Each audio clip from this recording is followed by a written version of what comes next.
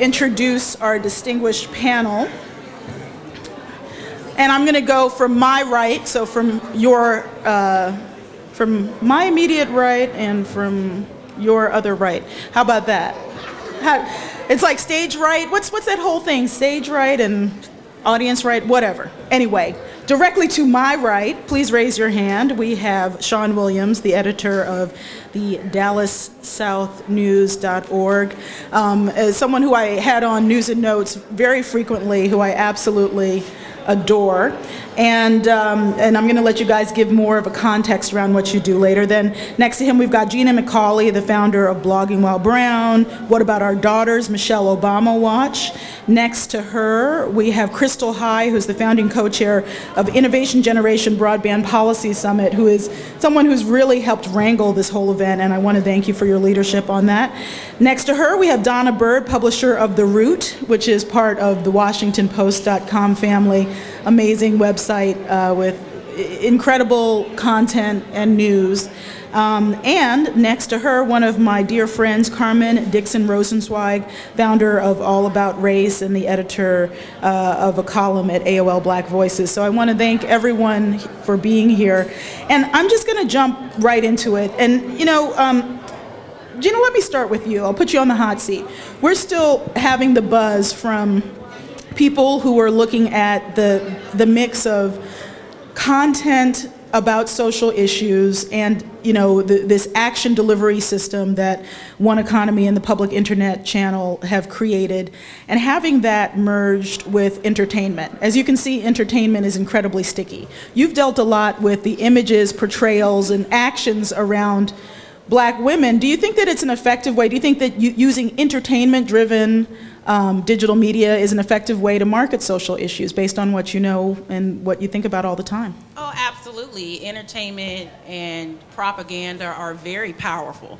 The Nazis knew that you could send a lot of messages cloaked in entertainment. So one of the things that I try to get people to see is that entertainment is important. And when I talk about a war on Black women, it doesn't matter if that entertainment is surrounded by music and gyrating women and flashing lights. It's still sending a message that Black women are props and prostitutes, that we're not human, less than, and that people can do whatever they want to us. So I take entertainment very seriously. It's not a joke. It sounds like you're, you know, just, you know, permit me to jump in for one Sure. second. You do a lot of deconstructing of negative images of Black women. Do you think that they're more powerful than images that might be more instructive, narrative, inspirational? Do you think that the negative outweighs the positive? Well, the negative outweighs the positive because people who are producing positive images don't get platforms. That's what's so powerful about the internet, is that anybody who has an internet connection can produce their own vision of what Black women look like. Right now, it's a very narrow spectrum because the powers that be, the editorial decision makers, the entertainment honchos are the ones who are deciding what images of us are acceptable. That's why all the Black women on TV look the same. That's why we're all long-suffering and struggling to survive. And in, you know, the Tyler Perry stereotype, yes, I said Tyler Perry, but there are those of us who are kind of sort of like Michelle Obama. We went to college, we can pay our bills on time.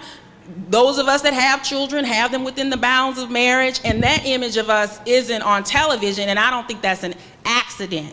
And so what I'm here today, and part of my mission, thank you, brother, part of my mission is to empower Black women in particular to produce the visions of themselves that they want to see. You actually don't have to wait on One Economy. You can do that today. The technology allows you to produce it for free and distribute it for free, and what we do at Blogging While Brown is equip you with the skills in order to do that.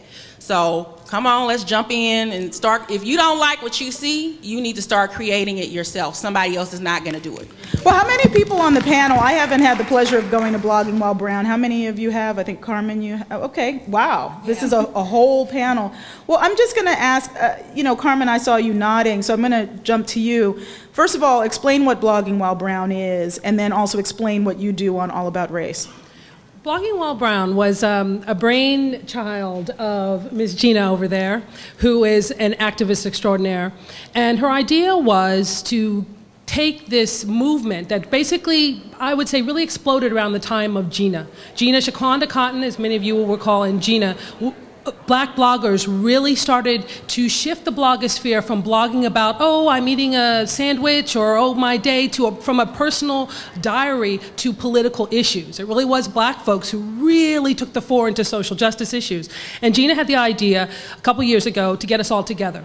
And so at Blogging While Brown, that first year, we were referred to as the new Niagara movement, because there were all of us expressing our voices individually online, and we got together and started to talk about ideas to help one another and to increase the vision to help others get involved in blogging and expressing their voice. Now, this year, it was even more grassroots teaching and activism, in that there was a blogging boot camp, which kicked off the conference, and there were also seminars about activism and making money, and it was a really broad-based, more formal, and I would say more structured discussion of the possibilities. Well, let me jump in for 1 second. How many people here have blogged either because they run their own blog or contributed to? Raise your hands high. And That's how fair. many people consider that blogging in your own personal life, not in general, but in your own personal life, a useful business tool? How many people consider blogging in your own personal life, not in general, something that keeps you connected to social issues in the African American community? So it seems like we have a strong set of adopters here, as well as people who haven't done it. This is something I really want to ask all of you. So I'm going to get back to you all about race, Yeah. but I want to do a speed round here. Sure. How many people, and I'm going to start with you and go down the line, think that blogging is worth the time and effort that it takes? And I'm not being facetious, because it's hard. You do? 100%. Okay, Donna? I know you're not blogging directly, but what do you think? I mean, based on... Well, it actually depends on what you're blogging. So Can you yank the mic closer to yourself? Oh, absolutely. If you're just blogging about your everyday, affairs, what you ate this morning and what you just watched on television, and you're not actually adding a tremendous amount of value to the conversation, then I would say no. If you're using the tool to build an audience for yourself, to help build a brand for yourself, to help push your perspective and have individuals really engage with you around particular topics, I would say absolutely. All right. Yeah, yank the mic, Crystal. I would piggyback on both Carmen and Donna's remarks insofar as, we talk about what is this defining the black voice, giving a new platform to the black voice. And you're looking at a group of people who for so long have been disenfranchised and have had ourselves ignored. And so when you consider the power that's inherent in blogging and getting your voice out there, I think is absolutely worthwhile. And as Gina pointed out, it gives you an opportunity to create a niche for yourself, to create your interest where previously you didn't see that available, to create the image you want to see, to undergird the experience you want to have felt.